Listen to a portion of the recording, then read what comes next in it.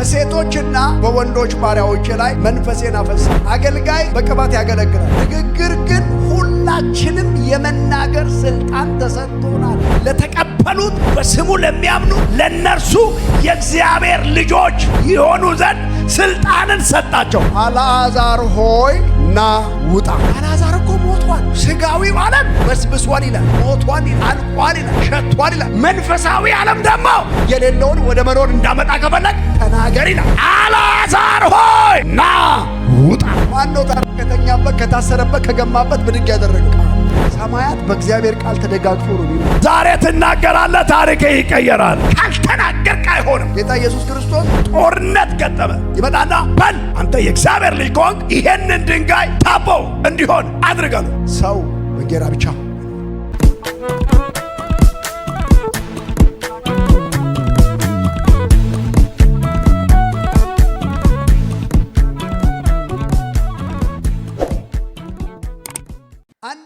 ዛሬ ነገራቸዋለሁ። የተደበቀ የተሸፈነ የእግዚአብሔር ነገር ወደ እናንተ ይመጣል። ለማን ነው የሚገለጠው ብላችሁ ካላችሁ ቃሉ የሚለው ነገር አለ። የእግዚአብሔር ነገር ተገለጠልህ ማለት አንተ ባለሀብት ነህ። የምድር ባለሀብት ሳይሆን የሰማይ ባለሀብት ነህ። አይንህ ሲከፈት የማይታየውን ዓለም ማየት ትጀምራለህ። በሆነ ሰው ላይ ነው አሁን ብናገር የምናገረው ቃል የብርሃን ዓለም ያወርሰዋል። የብርሃን ዓለም መንፈሳዊ ዓለም ነው። የብርሃን ዓለም ጨለማን ሄዶ ገልብጦ የሚመታ ነው። በዚህኛው ዓለም ቅዠት ነው። በዚህኛው ዓለም ካልነካ ካልጨበጥ ካልዳሰስ አታምንም። በዛኛው ዓለም ግን የብርሃን ዓለም ንግግር ይፈልጋል። የሆነ ነገር ሆኖ ከሆነ ቀይሬዋለሁ ብለህ ስትል ወዲያውኑ የብርሃን ዓለም ጨለማን ሄዶ ይቀይረዋል። ዛሬ የሆነ ሰው አይኖቹ ይከፈቱ። አሜን በል እባክህ። አይን መክፈት ማለት ይሄኛው አይንማ ያያል። ስለዚህ አይደለም ማውራው።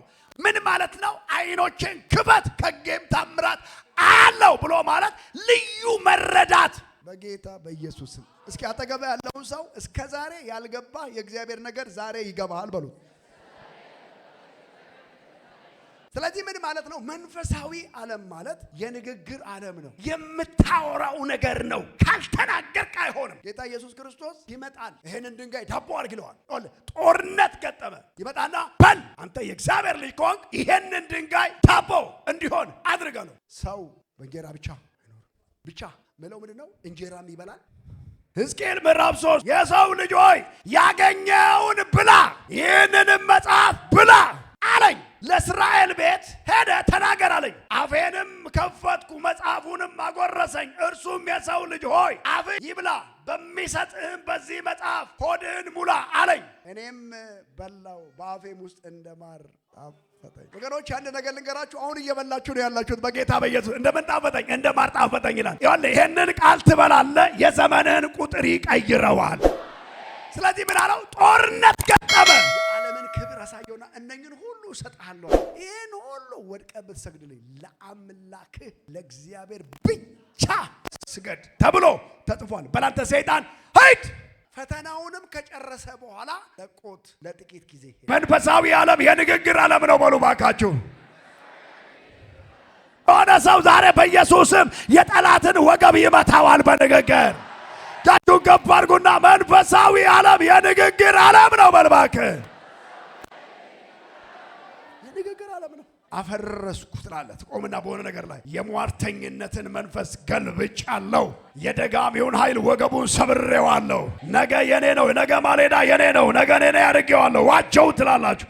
በቀረው በጌታና በኃይል ችሎት ሆናችሁ ትወጣላችሁ። በወጣችሁበት ትናገራላችሁ። ታምራት ይሆናል።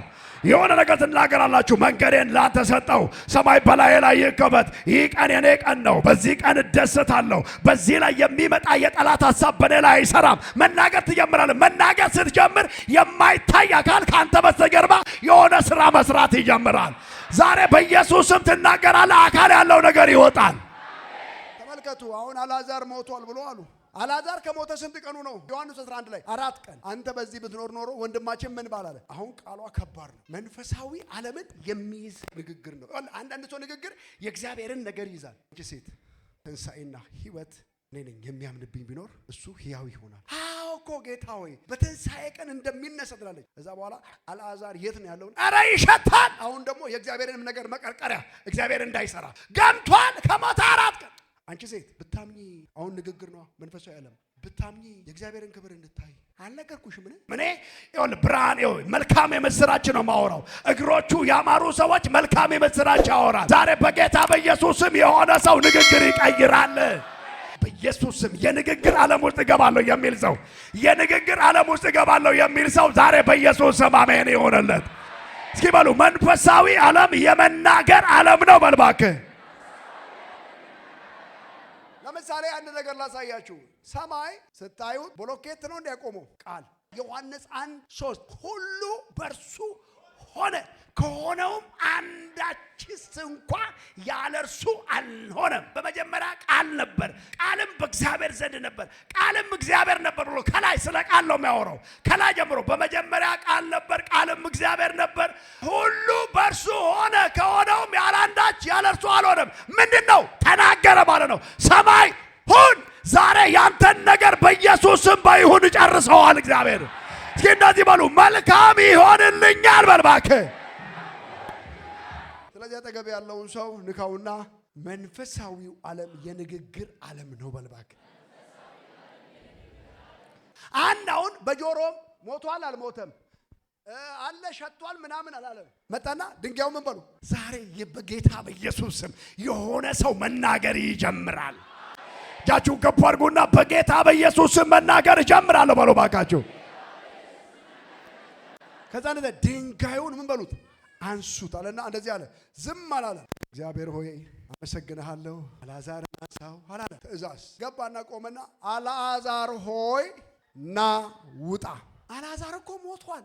ይኸውላችሁ ስጋዊው ዓለም በስብሷል ይላል፣ ሞቷል ይላል፣ አልቋል ይላል፣ ሸቷል ይላል። መንፈሳዊ ዓለም ደግሞ የሌለውን ወደ መኖር እንዳመጣ ከፈለግ ተናገር ይላል። ምን በል ተናገር። አልዓዛር ሆይ ና ውጣ። ማነው ታዲያ ከተኛበት ከታሰረበት ከገማበት ብድግ ያደረገው? ቃል። ሰማያት በእግዚአብሔር ቃል ተደጋግፎ ነው የሚኖሩ። የሆነ ሰው ንካውና ትናገራለህ ታምራት ይሆናል በለው። በደንብ ስሙኝ። መኪና ውስጥ ከአደጋ ያመለጡ የተናገሩ ሰዎች ናቸው። ሕያው ምስክር እዚህ ይኖራል። የተናገሩ ሰዎች በጌታ በኢየሱስ ስም እያሉ ከመኪና አደጋ ወጥተዋል። ዛሬ በጌታ በኢየሱስ ስም ቀኑ እሑድ ነው። ይህ ቀን እኔ እሰብክበታለሁ። በዚህ ቀን ላይ ብዙ ሰዎች ይፈወሳሉ። በዚህ ቀን ላይ ብዙ ሰዎች ይጽናናሉ። ብዙ ሰዎች እግዚአብሔር አምላክ ይፈውሳቸዋል። በጌታ በኢየሱስ ስም የራስህን ትናገራለህ። በጌታ በኢየሱስ ስም ይሄ ዓለም ውስጥ ግቡ። በኢየሱስ ስም እግዚአብሔር መጣ። አንድ ጊዜ ወደ ሕዝቅኤል መጣ። ሕዝቅኤል ምዕራፍ 37 ላይ መጣና እንደዚህ አለው። ሕዝቅኤል አለው አቤት። የደረቀ አጥንት ነው ያሳየው። እነኛ አጥንቶች በሕይወት ይኖራሉ ብሎ ጠየቀው። እሱ ደግሞ እንደዚህ አለ። ጌታ እግዚአብሔር አንተ ራስህ ታውቃለህ አለው። በል እንግዲህ እንደዚህ አለው፣ በእነዚህ በደረቁ አጥንቶች ላይ ትንቢት ተናገርባቸው አለ። ተናገር አለው። ልናገር? አዎ ተናገር። የኔም አባት ተናገር ካለ፣ ሰማይ ተናገር ካለ፣ ቃሉ ተናገር ካለ ዛሬ ትናገራለህ። ታሪክ ይቀየራል። እንደዚህ ይሆናል። እጃችሁን የጫናችሁበት ሰው ከዛሬ ጀምሮ መፈወስ ይጀምራል። እጃችሁን ስትጭኑ ማንኛውም ደዌ ይሁን እንደዚህ ነው የምትሉት፣ በጌታ በኢየሱስ ስም ተፈወስ ብላችሁ ቃሉ ምንድን ነው የሚለው? ከጸሎት ወይም ከሆነ ጊዜ በኋላ ከአገልግሎታችሁ በኋላ እግዚአብሔር ቃሉን በታምራት ነው የሚያጸናው። እናንተ ደግሞ ከዚህ በኋላ ተፈውሰሻል ብለዋል። ሄዳ ታረጋግ። አንተ ድርሻ መጸለይ ነው፣ መፈወስ የእግዚአብሔር ድርሻ ነው። ተገበ ያለውን ሰው የአንተ ድርሻ መጸለይ ነው። ስትናገሩ ጆሮአቸው ይሰማል። ስትናገሩ ሰዎቹ እናንተን መስማት አለባቸው። አሜን።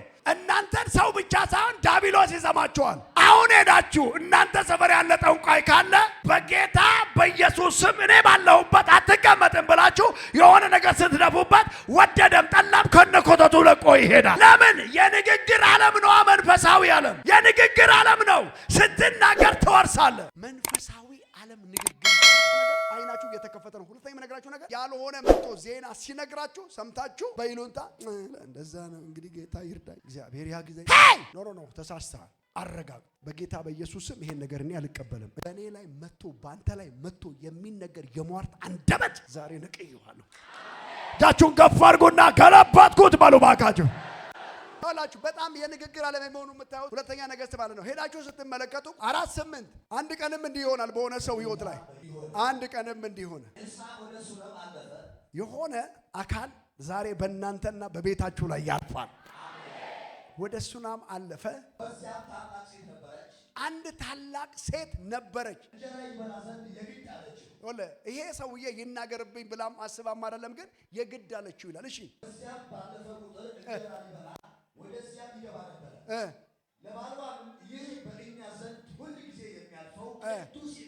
ሰው እንደሆነ አውቃለሁ። ትንሽ ቤት በሰገነት ላይ እንስራ፣ በዚያም አልጋ ጠረጴዛም ወንበርና መቅረዝንም እናኑርለት፣ ወደ እኛም ሲመጣ ወደዚህም ይገባል አለች። አንድ ቀንም ወደዚያው በመጣ ጊዜ ወደ ቤቱ ገብቶ በዚያው አረፈ።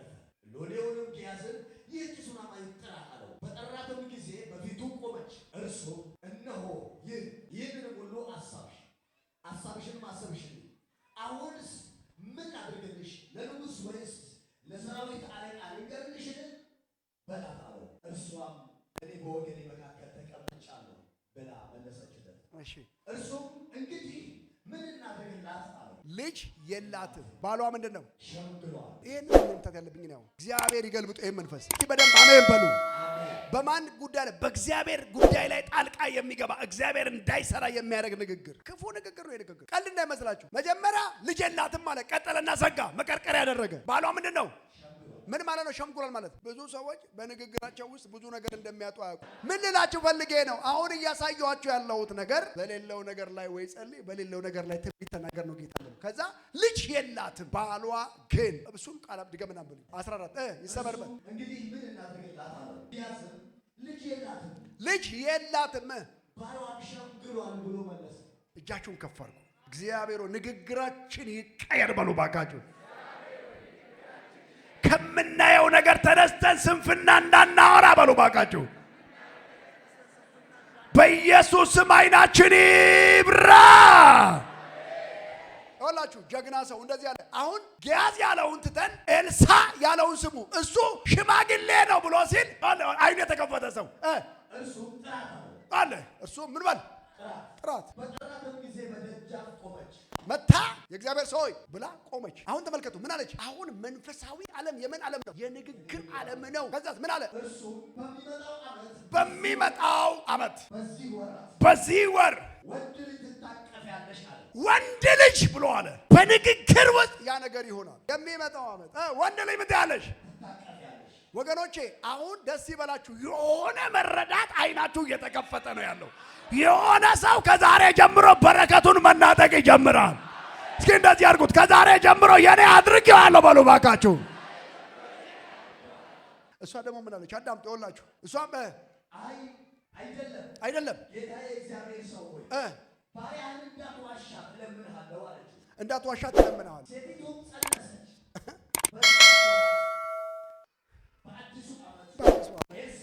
እንደተናገረው በጌታ በኢየሱስም ሞትና ሕይወት ያለው በምላስ እጅ ነው። የሚናገር ሰው በኢየሱስም በረከትን ይበላል። ጩሁና አሜን በሉ ባካችሁ። እጃችሁን ከፍ አድርጉና እናገራለሁ ታምራት ይሆናል በሉ። ድጋሙ። ሁለት ነገር ለዩ። በሴቶችና በወንዶች ባሪያዎች ላይ መንፈሴን አፈሳለሁ። አገልጋይ በቅባት ያገለግላል። በደንብ ስሙኝ። ንግግር ግን ሁላችንም የመናገር ስልጣን ተሰጥቶናል። ለተቀበሉት በስሙ ለሚያምኑት ለነርሱ የእግዚአብሔር ልጆች ይሆኑ ዘንድ ስልጣንን ሰጣቸው። ዛሬ በሉ ይነቀል ያልኩት ይነቀላል፣ ይተከል ያልኩት ይተከላል፣ ይከፈት ያልኩት ይከፈታል፣ ይነሳ ያልኩት ይነሳል፣ ይስተካከል ያልኩት ይስተካከላል፣ የወረስኩት ይወረሳል፣ የገዛሁት ይገዛል፣ ወሰድኩት የሚል አሜን ብሎ ይውሰድ።